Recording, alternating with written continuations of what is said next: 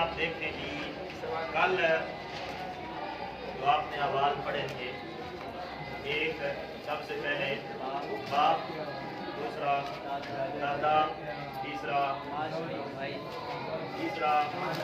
اخیافی بھائی بہن، ایسی ہے ماں شریک بھائی بہن ان کے، چوتھا شوہر زوج شوہر، یہ چار مردوں میں سے تھے، اور عورتوں میں بیوی، دوسری بیٹی، تیسری پوتی، ٹھیک ہے جی، یہ 7 یہ آواز آپ نے پڑھے، صحیح ہے۔ باقی کتنے رہ گئے؟ 5۔ ان میں سے ایک کے بارے میں آپ کو بتایا تھا کہ جو اللہ وہ اخیافی بھائی، ماں شریک بھائی، ان کے جو احوال ہیں ماں شریک بہنوں کے بھی وہی احوال ہیں، ان کے لیے الگ سے کوئی احوال بیان نہیں ہوں گے، وہی ہے، ٹھیک ہو گیا۔ اب اس کے بعد آ گئی ہے سگی بہن، جس کو حقیقی بہن بھی کہتے ہیں، سگی بہن بھی کہتے ہیں۔ اس کے 5 حال ہیں۔ پہلا حال یہ ہے کہ صرف ایک ہی سگی بہن ہو، بھائی بھی نہیں ہے، سگا بھائی بھی نہیں ہے، صرف ایک سگی بہن، کل مال کا آدھا حصہ نصف، ٹھیک ہو گیا۔ دوسری، 2 یا 2 سے زیادہ ہو، یعنی سگی بہن 2 ہوں یا 2 سے زیادہ، 3 4 5 6 زیادہ جتنی بھی ہوں، اس صورت میں کیا ملے گا؟ 2 تہائی اور 2 ثلث، ٹھیک ہے جی۔ تیسری صورت، اگر ان کے ساتھ حقیقی بھائی بھی ہو تو یہ اسبا ہوگی، یعنی سگی بہن کے ساتھ سگا بھائی آئے گا تو ان کو اسبا ہوگا۔ اب جو ہے وہ جو ذوی الفروض ہیں ان کا حصہ دینے کے بعد جو کچھ بچے گا وہ سارے کا سارا بھائی بہنوں میں، ٹھیک ہو گیا۔ چوتھی صورت یہ ہے کہ میت کی بیٹی یا پوتی بہنوں کے ساتھ ہو تو بیٹی پوتی کو حصہ دینے کے بعد ماں بقیہ بہنوں کو ملے گا، یعنی اسبا مل گیا ہوگی، یعنی اس صورت میں بھی اسبا ہو جائیں گی۔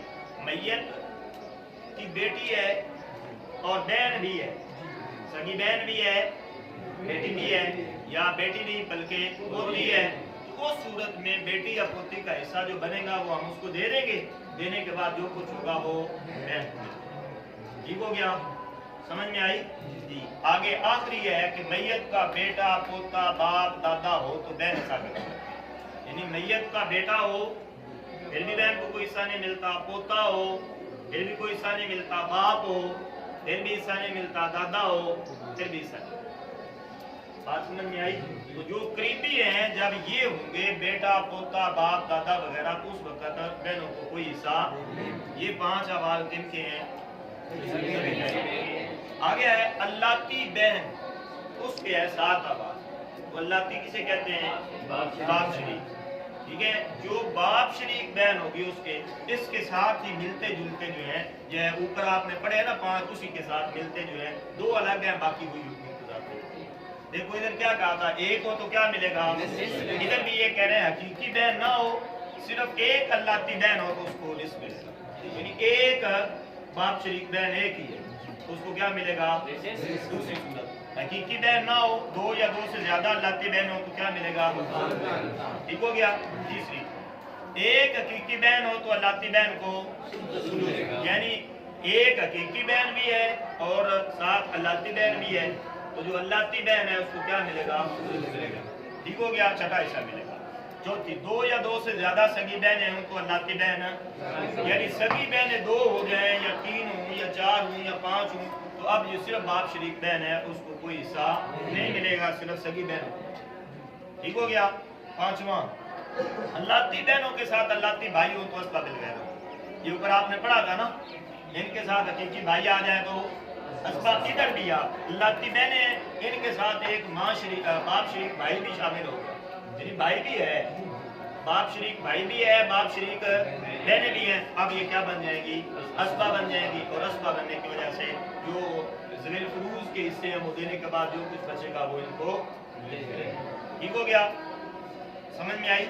آگے چھٹا، اگر میت کی بیٹی پوتی ہو تو اسبا مال گئے ہوگے، یعنی میت کی بیٹی یا پوتی ہو تو بیٹی اور پوتی کا حصہ دینے کے بعد جو بچے گا وہ اللہ کی بہن، جیسے اوپر ماقبل میں پڑھا،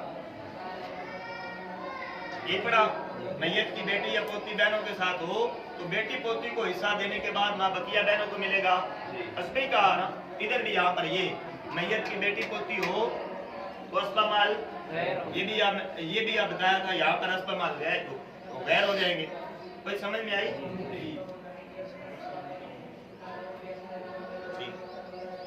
नहीं तो बाइक चाहिए साथ में। बेटा, पोता, बाप, दादा की सूरत में, यानी अगर मैयत का बेटा हो या पोता हो या बाप हो या दादा हो, उस सूरत में ये बाप शरीक जो बहने हैं इनको कोई हिस्सा नहीं, वो ज्यादा करीबी ये है, इनको हिस्सा मिलेगा, फिर उनको हिस्सा आगे माँ के 3 हाल है। मैयत का एक बेटा, पोता, नीचे तक कोई हो, या 2 से ज्यादा मैयत के भाई हो, भाई किसी तरह के भी हो। भाइयों की 3 सूरतें हैं, हकीकी भाई, अकियाफी भाई, अल्लाह की भाई। किसी तरह के भी 2 से ज्यादा हो तो फिर भाई बहन हो तो उस सूरत में माँ को छठा हिस्सा मिले। बात समझ में आई? दोबारा दोहराऊं, सही है? मैयत का बेटा हो या पोता हो या भाई बहनों में से 3 किस्में जो हैं, हकीकी, अकियाफी, अल्लाह की, इनमें से कोई भी 2 से ज्यादा भाई बहनों का माँ को क्या मिलेगा? सुदूर छठा हिस्सा मिलेगा। और दूसरी, मैयत की औलाद ना हो, सही है, या 2 से ज्यादा भाई बहन ना हो, अब 30 हिस्सा मिलेगा, सही है? हूं तो छठा, ना हूं तो 30। समझ आई? ऊपर था हूं, बेटा हो या पोता हो या 2 से ज्यादा भाई बहन हो, तो अब क्या मिलेगा? छठा। और अगर ना हो फिर क्या मिलेगा? बात समझ में आई? नीचे आ गया, माँ के साथ बाप और ज़ौजैन में से कोई एक हो, यानी जो बंदा फौत हुआ ना, उसकी माँ भी जिंदा है, उसका बाप भी जिंदा है, उसकी बीवी भी जिंदा है, या बीवी मरी है, सही है, तो माँ भी है, बाप भी है, शौहर भी है, तो फिर यूं करेंगे कि जो हिस्सा होगा ना उस बीवी का या उस शौहर का, वो देने के बाद जो माँ बकिया बचेगा ना उसका 30 हिस्सा। ये सिर्फ 2 मसले हैं कि वो ज़ौज अबवैन या ज़ौजा अबवैन, सिर्फ 2 सूरतें बनती हैं। एक ये है ना भाई, देखो मर्द फौत हुआ, उसकी बीवी है, माँ भी है, बाप भी है, बीवी भी है, ऐसे ही है, तो बीवी को आप हिस्सा उसका दे दो, जो माँ बकिया बचेगा उसका 30 हिस्सा किसको दे दो? हाँ। दूसरी सूरत ये है कि जो मरी है वो बीवी है, जब बीवी मरी उसके माँ भी है, बाप भी है, शौहर भी है, तो शौहर को जो हिस्सा बनता है उसका दे दो, देने के बाद जो बचेगा उसका 30 हिस्सा माँ। ठीक हो गया? आगे जी ये हो गया। आगे जद्दा सैया। जद्दा सैया के 2 हाल है। एक ये है कोई हाजिब ना हो तो छठा हिस्सा मिलता है। हाजिब का मतलब है दरमियान में कोई रुकावटें और मान्य होते हैं, वो मान्य ना हो तो मिलेगा। अगर दरमियान में वो हाजिब और मान्य आ जाता है तो कुछ नहीं मिलेगा। मिसाल के तौर पे ये देखो दूसरे में कहा है ना कि माँ है तो माँ ज्यादा करीबी है ना, दादी का बाद में है तो माँ हाजिब बन जाएगी, लिहाजा इस सूरत में दादी को कोई हिस्सा। बाप है, बाप ज्यादा करीबी है तो अब इस सूरत में बाप की मौजूदगी में भी फिर क्या है, दादी को हिस्सा देंगे। ये दूसरी सूरत है। अगर कोई दरमियान में कोई हाजिब नहीं है, कोई रुकावट नहीं है, कोई मान्य नहीं है, वो आगे आप पढ़ोगे तो नहीं है तो फिर छठा हिस्सा मिलेगा, और अगर है तो फिर मान्य आ जाएगा। फिर सही हो गया। दोहराऊं दोबारा, समझ में आई? जी लिख लिए, मिटाएं। ये किन्हें कहा जाता है? मातबल बताया था ना, अस्मा मैयत के वो रिश्तेदार हैं जिनका शरीयत ने हिस्सा तो मुकर्रर नहीं किया, लेकिन जो ज़वील फरूज को हिस्सा दिया जाता है उनके बाद जो माँ बकिया है वो सारे का सारा ये ले लें, या अगर ज़वील फरूज ना हो तो सारे का सारा ये लें। इसलिए इस बात आ जाएगा। बात समझ आई कि जिनके शरीयत मुतारा ने हिस्से तो मुकर्रर नहीं किए, लेकिन अगर ज़वील फरूज मौजूद हो तो उनके हिस्से मिलने के बाद जो माँ बकिया बचे वो सारे का सारा ये ले लें, और अगर ज़वील फरूज ना हो तो सारे का सारा माल ये ले लें। उन्हें क्या कहा जाता है? रस्बा की 2 किस्में थी, एक रस्बा नस्बी और एक रस्बा निसबी। रस्बा नस्बी वो होता है कि जिसका ताल्लुक मैयत के साथ, विलादत के साथ, नस्ब के साथ हो, ولادت کے ساتھ اسے کیا کہا جاتا ہے؟ اسبہ. اور اسبہ سببی اسے کہا جاتا ہے کہ جس کا تعلق اطاعت والا ہو، اطاعت کے سبب سے جس کا تعلق اسے کیا کہا جاتا ہے؟ اسبہ سببی. بات سمجھ میں آئی؟ جیسے آپ نے پڑھا مولا ہے اطاعت، تو آپ لکھ لیں پہلے یعنی اسبہ نسبی یا اسبہ کی تاریخ پہلے لکھ لیں.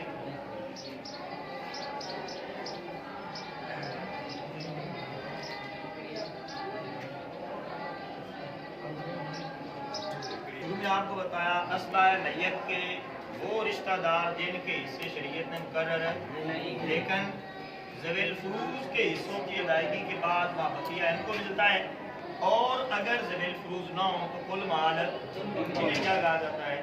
اسبہ. اس کی پھر آگے دو قسمیں، ایک نسبی ایک سببی.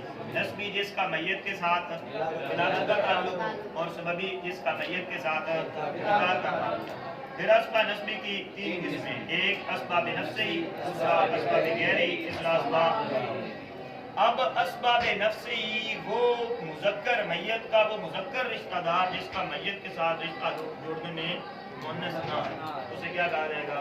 اس کی چار قسمیں، جزء میت، اصل میت، جزء اب میت، جزء جد میت. جزء میت کا مطلب ہے میت کا بیٹا، پوتا، یہ ہے نا اس کا جز. ٹھیک ہے جی. تو سب سے پہلے اسبہ ہونے میں اعتبار کس کا ہوگا؟ بیٹے کا. بات سمجھ آئی؟ اب اسبہ اگر میت ہے، اس کا باپ بھی ہے، اس کے بھائی بھی ہیں، اس کے چچا بھی ہیں، اس کی بیٹیاں بھی ہیں، اس کے بیٹے بھی ہیں، تو سب سے زیادہ اسبہ ہونے میں حق کس کا ہوگا؟ بیٹے کا، بیٹی کا. ایسے ہی ہے یہ کیونکہ میت کا جز ہے. اگر بیٹا نہ ہو ہے جی، پھر اس کے بعد بیٹا پوتا نیچے نہیں ہے، پھر اوپر کی طرف آئے گا. دوسرا سٹیپ ہے کیا؟ اصل. اصل کیا ہے؟ باپ. اب اسبہ کون بنے گا؟ باپ. اور اگر باپ بھی پھر کیا ہے؟ جزء اب میت. صحیح ہے. میت کے باپ کا جز بھائی، چچا ہے بھائی، بھائی باپ کا جز، باپ کا جز. میت بھی تو باپ کا جز ہے نا، اس کے بھائی بھی باپ کا. لہذا اب اس کا درجہ آئے گا باپ بھی نہیں ہے، بیٹا بھی نہیں ہے، باپ بھی. اب اسبہ کون بنے گا؟ بھائی. کوئی بات سمجھ آئی؟ اور اگر بھائی بھی نہ ہو، اب کیا ہے؟ جزء جد میت، دادا کا جز وہ ہے چچا. اب چچا جو ہے وہ یہ ہے ترتیب صفات. یہ پہلے بتایا تھا نا آپ کو، جو زیادہ قریبی ہے وہ اسبہ بنے. ٹھیک ہے جی. تو سب سے زیادہ قریبی کون ہے؟ بیٹا. بات سمجھ آئی؟ بیٹا بنے گا. بیٹا نہیں ہے یعنی بیٹا پوتا نیچے کوئی بھی نہیں، نہ پوتا نہ پڑپوتا، جز نہیں ہے، تو پھر اصل کتنا ہے؟ اصل کون ہے؟ باپ. اب بنے گا. ٹھیک ہے جی. باپ بھی نہیں ہے تو پھر اب اسبہ کون بنے گا؟ صحیح ہے جی. بھائی بھی نہیں ہے تو پھر کیا بنے گا؟ اس ترتیب کے ساتھ جو ہے وہ اسباب. بات سمجھے؟ لہذا اگر بیٹا ہے تو باپ ہے، اسباب نہیں ہے. بات سمجھ آئی؟ اور اگر باپ ہے تو بھائی اسباب نہیں ہے. اور اگر بھائی ہیں تو چچا نہیں بن سکتے. بات سمجھے؟ اور اگر چچا ہے تو چچا کے بیٹے. یہ آگے جیسے ترتیب جو ہے نا کسی طرح ہے، لیکن سب سے یہ چار صورتیں ہیں. پہلی جزء میت، دوسری اصل میت، تیسری جزء اب میت، اور چوتھی جزء جد میت. بات سمجھ میں آئی؟ ان کے بارے میں ابھی آپ نے احوال پڑھے نا. ویسے بہن ہوتی ہے، بہن کے ساتھ کھوتی ملتی ہے تو اسبہ بن جاتی ہے. ابھی آپ نے جو احوال لکھے ایسے ہی ہے. تو یہ چار ہیں، یہ دو ہیں کہ وہ جو ہے نا وہ عورتیں کہ جن کا حصہ نصف اور ثلثان ہے نا، وہ بہن ہے، بیٹی ہے، بہن ہے، پوتی ہے، اللہ کی بہن ہے. صحیح ہے. ان کے حوالے میں آپ نے پڑھا وہ یاد رکھیے. یہ انشاءاللہ کل پڑھیں.